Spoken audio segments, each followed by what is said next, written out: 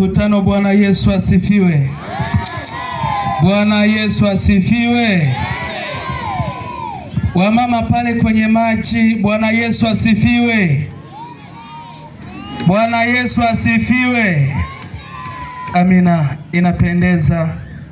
Leo ni siku ya 3 ya mkutano wetu. Wanakwaya, Mungu awabariki wote mliofanya huduma mahali hapa.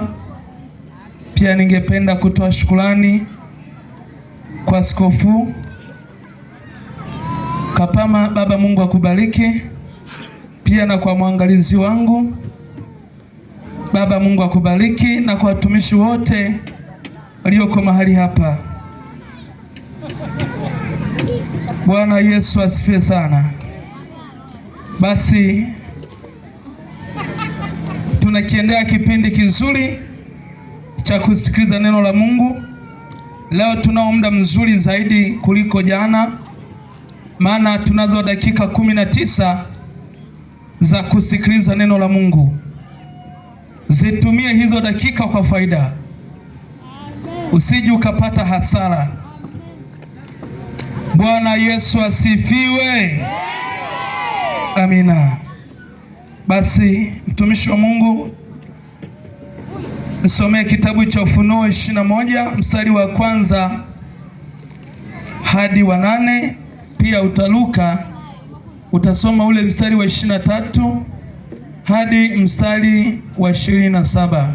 Maandiko yanasema Ufunuo 21 mstari wa 1 mpaka wa 8. Luka anasoma 21 mpaka 23. Iko sauti nielekeza. Haya. Kisha nikaona mbingu mpya na nchi mpya. Kisha nikaona mbingu mpya na nchi mpya. Kwa maana mbingu za kwanza na nchi ya kwanza zimekwisha kupita. Kwa maana mbingu za kwanza na nchi ya kwanza imekwisha kupita. Wala hapana bahari tena. Wala hapana bahari tena. Nami nikauona mji ule mtakatifu. Nami nikauona mji ule mtakatifu. Yerusalemu mpya. Yerusalemu mpya. Ukishuka kutoka mbinguni kwa Mungu. Ukishuka kutoka mbinguni kwa Mungu. Umewekwa tayari kama bibi harusi aliyekwisha kupambwa kwa mmewe. Umewekwa tayari kama bibi harusi aliyekwisha kupambwa kwa mmewe. Nikasikia sauti kubwa kutoka katika kile kiti cha enzi ikisema. Nikisikia sauti kubwa ikitoka katika kiti cha enzi ikisema. Tazama, maskani ya Mungu ni pamoja na wanadamu. Maskani ya Mungu ni pamoja na wanadamu. Naye atafanya maskani naye pamoja nao. Naye atafanya maskani pamoja nao. Nao watakuwa watu wake. Nao watakuwa watu wake. Naye Mungu mwenyewe atakuwa pamoja nao. Naye Mungu mwenyewe atakuwa pamoja nao. Naye atafuta kila chozi. Naye atafuta kila chozi katika macho yao. Katika macho yao. Wala mauti haitakuwapo tena. Wala mauti haitakuwapo tena. Wala maombolezo. Wala maombolezo. Wala kilio. Wala kilio. Wala maumivu. Wala maumivu. Hayatakuwepo tena. Hayatakuwepo tena. Kwa kuwa mambo ya kwanza yamekwisha kupita. Mambo ya kwanza yamekwisha kupita. Na yeye aketie juu ya kiti cha enzi akasema, tazama nayafanya yote kuwa mapya. Tazama nayafanya yote kuwa mapya. Akaniambia, andika ya kwamba maneno hayo ni amini na kweli. Andika ya kwamba maneno haya ni amini na kweli. Akaniambia, imekwisha kuwa. Mimi ni Alfa na Omega. Mimi ni Alfa na Omega. Mwanzo na mwisho. Nitampa yeye mwenye kiu. Ya chemichemi ya maji ya uzima. Yeye ashindaye. Atayarithi haya. Nami nitakuwa Mungu wake. Naye atakuwa mwanangu. Bali waoga. Wasioamini. Na wachukizao. Na wauaji. Na wazinzi. Na wachawi. Na waabuduo sanamu. Na waongo wote. Sehemu yao ni katika ziwa la moto na kiberiti. Hii ndiyo mauti ya pili. Mstari wa 23 anasemaje? Na mji ule hauhitaji jua wala mwezi ili kuangaza. Maana utukufu wa Mungu hutia nuru. Taa yake ni mwana kondoo. yake ni mwanakondoo, na mataifa katika nuru yake, watatembea katika nuru yake, na wafalme wa nchi huleta utukufu kwake, na milango yake haitafungwa kamwe mchana, kwa maana humo hapana usiku. Hakuna usiku. Kaka mtumishi wa Mungu, kama umefika mwisho, nao wataleta utukufu katika heshima ya mataifa, na ndani yake kitaingia kamwe chochote kilicho kinyonge, wala yeye afanye machukizo, bali wale walioandikwa katika kitabu cha uzima cha Mwana-Kondoo. Haleluya mkutano, haleluya. Leo nimezileta habari njema tena kwa mara nyingine. Haleluya. Nina ujumbe unasema habari ya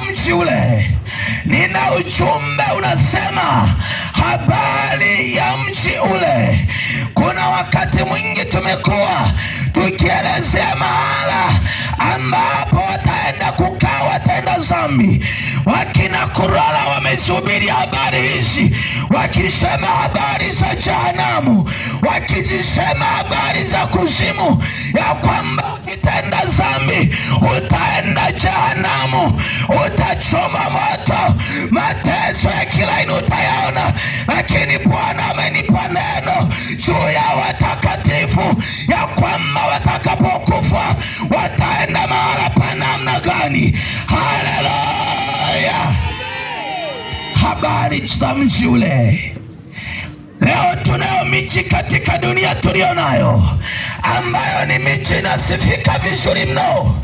Kila mmoja anatamani afike kwenye ile miji, kila mmoja anatamani aingie kwenye ile miji. Majuzi nikiwa kazini, nafanya kazi mipakani mwa Kenya, nikamkuta dada mmoja amesaini mkataba wa kwenda kufanya kazi miaka 5 Marekani. Wamesaini mkataba, anasema niko tayari. Lakini nilipomchunguza vizuri, kiu yake sio kwenda kufanya kazi, kiu yake sio kwa sababu ya ule mshahara. Kiu yake anatamani afike na yeye Marekani, angalau akaione ile miji inavyofanana. Kila mwanadamu ana shauku ya kuingia kwenye miji mikubwa. Ni kweli dunia kuna mahala wanajifunia, wanasema sisi miji yetu ni mizuri, na kila mmoja anatamani afike. Pengine hata wewe mahali hapo hujafika Marekani, si kwamba kwa sababu utamani, kwa sababu hujapata fedha. Haleluya. Ikitokea afwa ya kwamba kuna watu wanatakiwa 30 wajiandikishe bure kwenda Marekani, na kwambia kituo hicho kitajaa watu, hujapata kuona. Ni kwa nini? Shauku yao waende kuiona Marekani, wakaiona ile miji ya Marekani. Siku moja kuna rafiki yangu moja, haleluya, sitamsahau rafiki yangu huyo, akaniambia Nyambo, nataka kwenda kwa. Nikamuuliza umeshapata mchumba? Akaniambia bana, kapo kasichana nimekaona mahala fulani, lakini nika kijijini. Nikamwambia shauri yako, lakini uwe makini. Kijana akaondoka, akafika kwenye kile kijiji bana. Alipofika akakaita kale kasichana, kakaenda akakambia, binti ninakupenda, kana misimama hujapata kuona. Haleluya. Kakampandisha juu mpaka chini, kakamwambia wewe unajiona mimi tunaendana, kwa ufupi uliona unaniona tunaendana. Akatupa mistari yote mpaka yote ikaisha, akafunga notebook ya mistari kwamba kama inishinda. Pointi ya mwisho akasema hivi, lakini kama ungekubali tungeondoka wote tukaenda kuishi Mwanza pale inapoishi. Kakamuliza, kaka unasemaje? Ungekubali tungeondoka wote Mwanza tukaenda kuishi mahala ninapoishi? Kakasema umesikia, mimi nimekataa. Akasema si umesema mimi hatuenda? Akasema ulisikia vibaya tu, mimi mbona nimekubali wewe kaka. Kikalitishiwa na nini? Kaliposikia kijana anaishi Mwanza, kakasema Mwanza ni mji na usikia miaka yote. Kakasema niko tayari, kumbe naishi Mwanza. Nataka nikwambie kwa habari ya miji, kila mmoja anatamani, na ndio maana wazazi wengi wakiwa wanatambulisha wazazi wao wanasema mtoto wa kwanza anakaa Bulyanhulu, mtoto wa pili anakaa Kakola, mtoto wa nane atatambulisha, halafu naanza kuona. Lakini yule mwingine yule anaishi Dar, anaona amalizi aliyoko kwenye mji mkubwa. Watu wengi wanapata heshima kulingana na miji, wanaona kwamba thamani yao iko juu. Na ndio maana hata kama ukifika Dar yako maeneo ukijitambulisha tu na Mbezi na Kamala fulani, mtu anakuona kama ni msomi hata kama ni mbumbumbu, kwa sababu ya location uliyotaja. Iko miji kweli hatuwezi tukakataa, inakushawishi uolewe bure kwa sababu umetangaziwa nitakupeleka Dar es Salaam, kwa sababu umetangaziwa nitakupeleka New York, kwa sababu umetangaziwa nitakupeleka China. Watu wako tayari kwenda kutalii, na ndio maana watu wanapoteza mapesa ili kwenda kuitalii hiyo miji, kwa sababu imejengwa. Ni kweli kabisa imejengwa. Ukifika kwenye ile miji, umetokea Mwanza, baba mmoja akanifurahisha, haleluya, akanifurahisha. Siku moja natokea kazini, alikuwa na gari la private, akanipandisha. Wakati tunakuja akaanza kuzungumza, akasema nilienda China nikaenda kumaliza miaka 3. Wakati nashuka Dar es Salaam, nafika pale nikaanza kuwaza, hiki ni kijiji cha wapi? Watu wanasema si ndo Dar es Salaam? Akasema ndo Dar es Salaam ninayoijua. Wakamwambia ndo hii. Akasema kama ni Dar es Salaam, ukiwa China ndo vijiji vilivyoendelea. Anasema ndo vijiji ambavyo vinaendelea, yani kama unavyosikia Katoro, yani ndo vile vijiji vidogo vidogo ambavyo ndo vina maendeleo. Anasema yani bado tuko nyuma. Anasema miaka 100 ndo tutaanza kuwafikia wenzetu. Ni kwa sababu gani? Kwamba wao wamejenga miji yao na tunawaheshimu na tunawaogopa kwa sababu ya miji yao.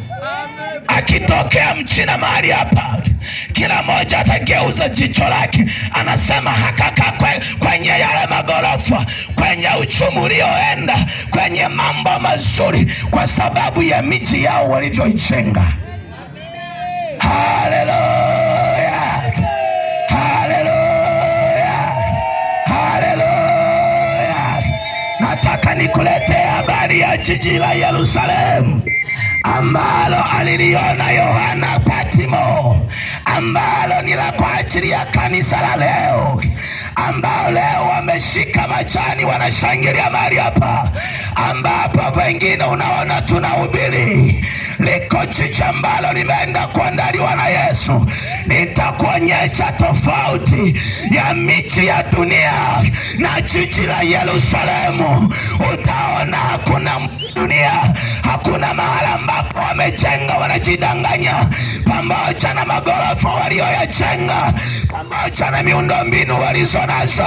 Lakini kwa habari ya jiji ambalo limeandaliwa kwa ajili ya watakatifu, nataka nikwambia ni cha mtoto. Miji wanayoijenga ni cha mtoto. Haleluya, haleluya. Liko jiji linaitwa Yerusalemu. Ni mji mpya ambao uko vizuri, ulio na sifa za tofauti na miji tunayoitukuza leo. Pamoja na kwamba Marekani wanayo miji mizuri, lakini ukiingia kwenye ile miji wamejaa vibaka, utaambiwa kaa vibaya utarizwa. Pamoja na kwamba miji yao ni mizuri, kila mahala kuna vituo vya polisi. wanaishi, pamoja na kwamba miji yao ni mizuri, kila mahala wamezungusha ukuta makaburi, pamoja na kwamba miji yao ni mizuri, kila mahala wameweka mahospitalini, pamoja na kwamba miji yao ni mizuri, bado wanapigana vita. Lakini liko jiji Yerusalemu ambalo halina makaburi, ambalo ni jiji safi, ambalo halina zahanati, ambalo ni jiji safi, ambalo halina magonjwa, ambalo halina chochote kibaya. Ni jiji la Yerusalemu ambalo tumeandaliwa washindi, tumeandaliwa watakatifu, tumeandaliwa wateule wa Bwana, ambao saa hii unatuona tunahubiri, unahisi akili zetu zimeshatuka. Nakwambia liko jiji kwa wateule wa Bwana, liko jiji Yerusalemu. Haleluya. Wawe nicheke na lala kwenye kisulapu, lakini ninajua naenda kuingia kwenye jiji. Ninajua iko saa naenda kuingia kwenye jiji. Ni jiji lenye heshima, ni jiji lenye wasifa mzuri. Biblia inaniambia kwamba halijajengwa kwa matope, limejengwa kwa dhahabu, limejengwa kwa yasipi, limejengwa kwa zumaridi, limejengwa kwa dhahabu, kwa madini mazuri, madini ya samani. Ni vitu mtupu. Haleluya. Hakuna mabarabara kama haya ya lami. Sasa hivi hapa unakuta hapa tu Mkuyuni, unakuta wanahangaika kuzibua daraja, wanaziba njia mpita upande mwingine. Barabara za mbinguni usizifananisha na lami hiyo. Barabara za mbinguni zimejengwa kwa standardi, zimejengwa kwa utaalamu wa ajabu. Barabara za mji ule ni barabara za dhahabu mtupu. Anasema siku ya mwisho atakapokuwa pamoja na malaika zake, atatukaribisha yeye, atasema, wanangu karibuni mahali hapa ndipo nilipowaandalia. Atasema, wanangu karibuni, maana sifa za mji ule hakuna kujuta wala kuumia, hakuna magonjwa wala misiba, hakuna madeni, hakuna shida kule, hakuna changamoto yoyote. Jamani, Yerusalemu, iko raha Yerusalemu. Yesu anakutafuta na wewe. Ukimpokea leo, lile jiji ni la kwako. Ukimpokea leo, unaingia bure tu. Unavyoona wao miji yao wanakwambia kuikanyaga mpaka uende na visa, wanasema uende na visa, utazania ni mbinguni, lakini ukifika pana shida kama huko. Kwani wao kule Marekani hawafi, wanakufa, lakini wanakupa masharti, wanakwambia weka uende na visa, masharti magumu, utazania kwamba wao ni akina nani. Lakini liko jiji hilo ambalo linasema unaweza, umesoma hujasoma, wawe ni mtu wa kabila gani, halichagui. Anasema njoni kwangu nyote, njoni kwangu nyote, njoni kwangu nyote. Ukimpokea Yesu unakaribishwa kwenye jiji hilo, unaenda kuishi milele. Anasema nitawakaribisha wanangu, nitawafuta machozi yenu, nitawapangusa jasho lenu. Atakumbusha injili tunazozihubiri. Atasema, wanangu niliwaona hapo Maina wakati mnazihubiri habari njema. Karibuni wanangu. Nataka nikwambie, saa hiyo ninakaribishwa mimi, lakini wewe unaikataa injili, ni saa ya mateso na kuumizwa. Maana jiji hilo litawakataa watenda dhambi, wale waongo litawakataa, wazinzi litawakataa, walevi litawakataa, makahaba litawakataa, majambazi litawakataa. Litatafuta walio watakatifu, ndio watakaoingia katika jiji lile. Ni jiji safi, hakuna mchana wala usiku. jua halipo, kuna mwanga wakati wote. Hakuna kusubiria ifike saa 7. Hakuna majira kama tuliyoyazoelea. Tunaenda kuishi milele katika jiji lile. Tunaenda kufurahia milele. Milele ni ambayo haiwezi ikafika mwisho. Milele ni ambayo haina hitimisho. Kuna wakati mwingine watu wanadhani milele itakuja kuisha. Tutaenda kuishi milele ambayo haina mwisho. Haleluya, haleluya. Hizi ni habari za kweli na kuletea. Kama unakataa, ni ndivyo ilivyo. Hata ukikubali, ni ndivyo ilivyo. Bahati nzuri, wakati ukifika, na wewe utakuwepo siku hiyo. Babu yako atakuwepo siku hiyo. Mganga wako atakuwepo siku hiyo. Hawala yako atakuwepo siku hiyo. Kila mmoja atakuwepo. Wakati tunaingia, tutaingia kwa majonjo. Hatutaingia kama wachunga ng'ombe. Tutaingia tunanesa. Tutakuwa watu wa tofauti. Tutavikwa miili mipya ambayo sio kama hii. Tutavikwa miili mipya, miili ya standard nzuri. Tutatembea katika jiji lile. Na kualika ndugu yangu, na kualika kwenye jiji hilo, na kualika kwenye jiji hilo. Haleluya. Achana nayo. Kaa kwenye mkao wa kusubiri jiji. Sisi tunayo furaha kwa ajili ya jiji hilo. Ni jiji la furaha, halina mbu, halina. Kule hakuna neti, haziko kule neti. Kule ni mahali salama sana. Biblia inasema milango yake haitafungwa wakati wote, maana hakuna kibaka. Hakuna kibaka. Wote mlioko mahali hapa nikiwauliza, nani ametoka kwake bila kufunga mlango? Kwamba kuna TV na masofa na kasimu nimekaacha pale mezani katachi, lakini nimeacha wazi, hakuna shida. Anyoshe mkono. Hii miji hamna kitu. Lile jiji Biblia inasema milango yake haitafungwa mchana kote, maana kule hakuna usiku. Maana yake ni nini? Kule hakuna vibaka wala majambazi. Kule wanaingia watakatifu. Haleluya. Lakini wale wezi, majambazi waliosikia injili wakapuuza, Biblia inasema utafungulia mlango wa pili, na wenyewe kweli ni mlango, lakini unaitwa ni ziwa liwakala moto na kiberiti. Ndipo utakaposhangaa mishipa yako inakataa, nyama zako zinakataa, miguu yako inakataa, lakini ziwa linakwambia ulinitumikia, ulinipenda, ukawa kahaba, ninakwambia njoo.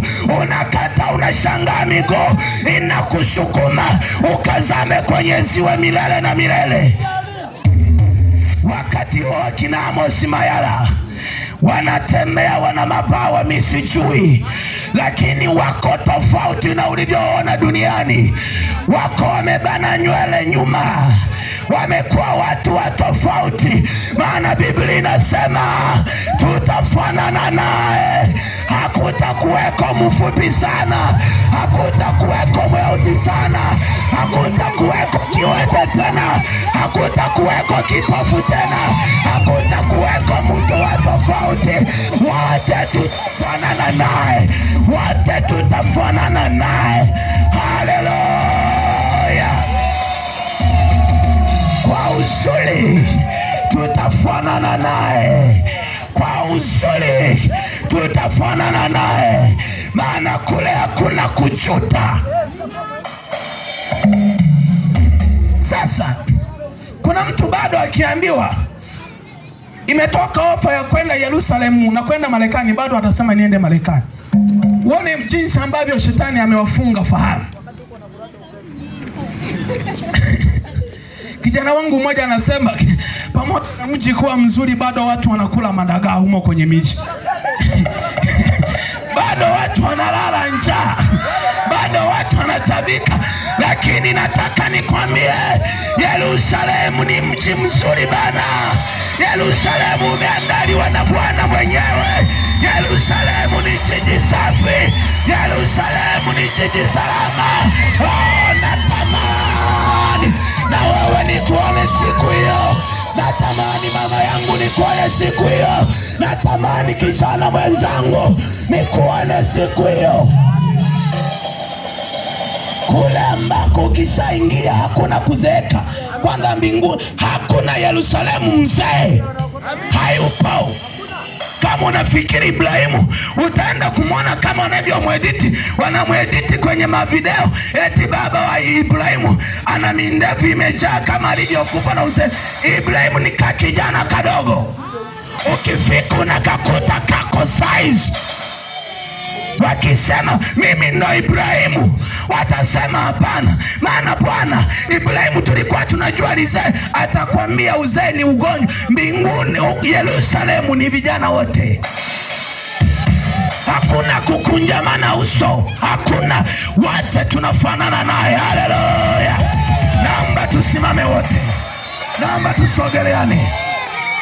Napenda kukukumbusha kitu kimoja. Amesema mtumishi wa Mungu Posiani, hakikisha kesho nakuja. Nilimsikia Bwana anasema nami kuhusu mji huu ya kwamba kesho nitakuwa na maombi maalum kwa kuombea wote. Kama kuna mtu ni mgonjwa, kesho mlete, na leo nitaombea, lakini kesho nitaomba zaidi. Naomba tusogeleane wote, naomba una place hapo.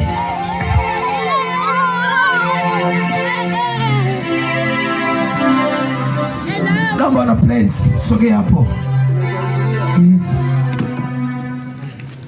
Kijana, sogea hapo na place. Yesu anakutafuta, amekuandalia mahala. Ukilikubali jina lake, ukaipokea injili yake, mahala hapo panakuhusu.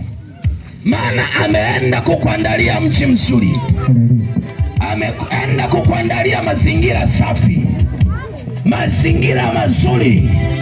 Hakuna kilio, anasema hakuna maumivu tena, hakuna maombolezo tena, hakuna misiba tena, hakuna kipenga cha nzengo kule ya kwamba hujalipa maji, hujalipia bili ya maji. Hakuna kudaiwa kodi kule, majumba ya kisasa hujapata kuona. Robo shakaria mandurabu.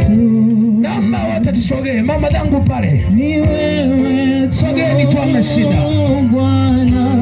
Sogee tu mama zangu pale, naomba kama kuna shemasi akawalete. Robo shakaria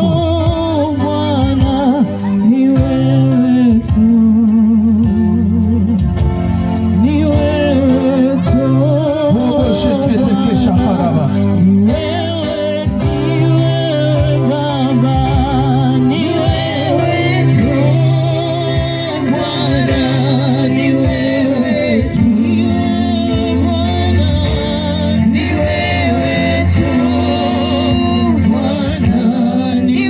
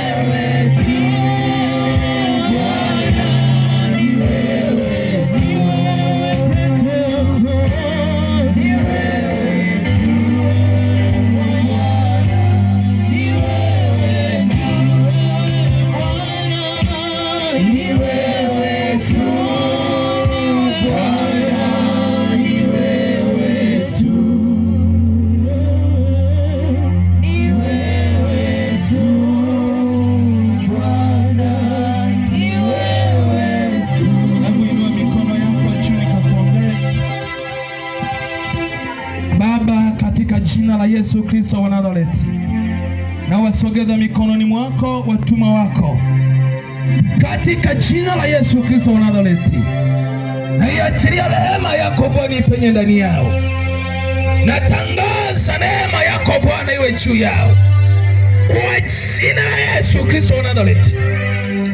Ninaangusha mamlaka yote ya giza, ninaangusha kila nguvu za giza katika jina la Yesu. Siachie fahamu zao, nairuhusu neema yako wakapate kuliamini neno hili kama ulivyosema ya kwamba unamwambia Yohana, maneno haya ni ya mimi na kweli, ya kwamba yatatokea hivi karibuni, na wao wakapokea kwa kuamini katika jina la Yesu aliye hai. Basi unaweza ukashusha mikono yako, endelea kufumba macho, endelea kufumba macho. Kama yuko mtu anasema, na mimi natamani niwe miongoni mwa watakaoingia katika jiji ya Yerusalemu. Nimesikia habari za jiji ambalo mwana kondoo ameenda kuandaa. Unaweza ukanyosha mkono wako mahali ulipo, lakini pia nikukumbushe, hayo ni maisha. Wengi wamekuwa na kasumba, wanasema mtu akifa anapotea, mtu akifa kuna mahali anaendelea kuishi. Maisha yapo baada ya kifo, na ndio maana Biblia inasema baada ya kifo kuna hukumu mbele yako. Kama kuna mtu anasema niko tayari kumpokea Yesu, unaweza ukanyosha mkono mahali ulipo nikakusaidia kwa maombi. Unaweza ukanyosha mkono. Kuna wengine wanakuwa wanaogopa, anawaza. Ninyoshe mkono wote wanione. Nyosha mkono kwa ujasiri kwamba niko tayari kumpokea Yesu awe Bwana na Mwokozi wa maisha yangu. Nyosha tu mkono, siogope, nyosha tu mkono. Hata kama uko mbali, nyosha tu, maombi hayana umbali. Sogeza mbele za Bwana, utakuamua maamuzi mazuri na sahihi na bora kuliko kawaida. Basi ningependa kumkaribisha mwinjilisti Yona. Naweza ukasogea uweze kumongoza sala ya toba. Tumishi. Lakini kama yupo mwingine, mlango wa neema bado upo. Mlango wa neema bado upo. Karibu mtumishi wa Mungu. Asante. Mama, rudia maneno haya. Sema, Bwana Yesu, ninakuja kwako jioni ya leo. Nimelisikia neno lako. Bwana Yesu, nisaidie. Jioni ya leo nimekubali kuja kwako. Nisamehe dhambi zangu zote. Futa jina langu kwenye kitabu cha hukumu. Andika jina langu kwenye kitabu cha uzima. Kuanzia leo mimi nimekubali, nimekukiri wewe kuwa Bwana na Mwokozi wa maisha yangu. Asante Yesu kwa kuniokoa, Amen. Inua mkono wako juu. Baba, katika jina la Yesu, Baba yetu mikononi mwako, Mungu wetu wa mbinguni ameamua kukupokea wewe, ziumba mbingu na nchi. Bwana, simama upande wako katika jina la Yesu. Namtenganisha na kila madhabahu. Huyo mama amekuja kwako Mungu. Namtenganisha na kila falme. Yesu nidhihirishwa. Namsogeza kwenye madhabahu yako. Kazi zote ibilisi, miungu yote. Sasa Baba yetu na Mungu wetu mtara amelisikia na lainyamazisha kwa jina la Yesu. Mungu mtakatifu, robo shaka robo shakata. Asante kwa wokovu. Kwa jina la Yesu aliye hai. Pokea neema ya Bwana ndani yako. Ni mpango wa shetani. Toka ndani katika jina la Yesu aliye hai. Kwa jina la Yesu Kristo. Kwa jina la Yesu. Mipango ya kuzimu. Kwa jina la Yesu. Tunaifuta kwa huyu mama. Kuanzia leo. Kuanzia leo. Mungu wetu aliye hai. Msaidie sasa. Msaidie. Mpiganie. Toka nguvu zote za giza. Toka ndani yake. Toka roho za kuzimu. Basi kama kuna mtu anahitaji maombezi unaweza kusogea. Amen. Sogea tu. Amen. Lakini kumbuka, kesho nitaomba na watu wote. Kesho nitaomba na watu wote. Taomba na watu wote. Pia tauombea mji huu. Taombea mji huu. Taombea mji huu.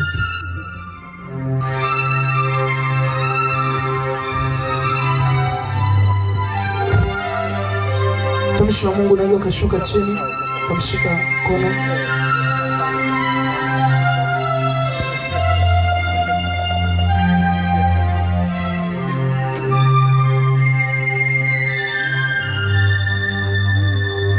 Nyanyueni tu.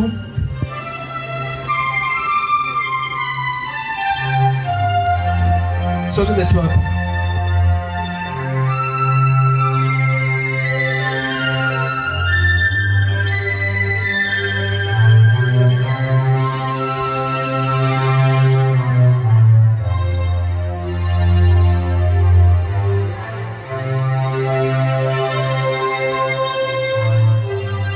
Baba, katika jina la Yesu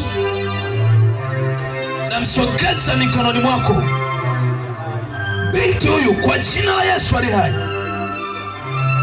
Katika jina la Yesu namweka mikononi mwako Bwana. Itegemeze miguu yake, tegemeza afya yake. Yeyote aliye nyuma ya tatizo hili, awe ni mchawi, awe ni mganga, na haribu uchawi na uganga wake. Kafara zote alizozitoa juu yake, iwe ni nguvu ya madawa, na ivunja kwa moto na mamlaka, na sambaratisha kwa jina la Yesu. Inavunja na kupatilisha kila maneno yaliyozungumzwa juu yake, kila uchawi ulionena juu yake. Walinena maneno juu yako makaburini, wakanena maneno juu yako njia panda, wakanena wakiwa uchi wakitafuna madawa, wakatengeneza hatima yako. Nasimama kinyume juu yao, ninanena nikiwa juu ya madhabahu ya Bwana aliye hai, katika jina la Yesu. Robo shakaria mando robo shakata. Bwana kusaidia kuanzia sasa, miguu yako na itoe nguvu kwa jina la Yesu aliye hai, katika jina la Yesu aliye hai. Robo shakaria mando robo shakata.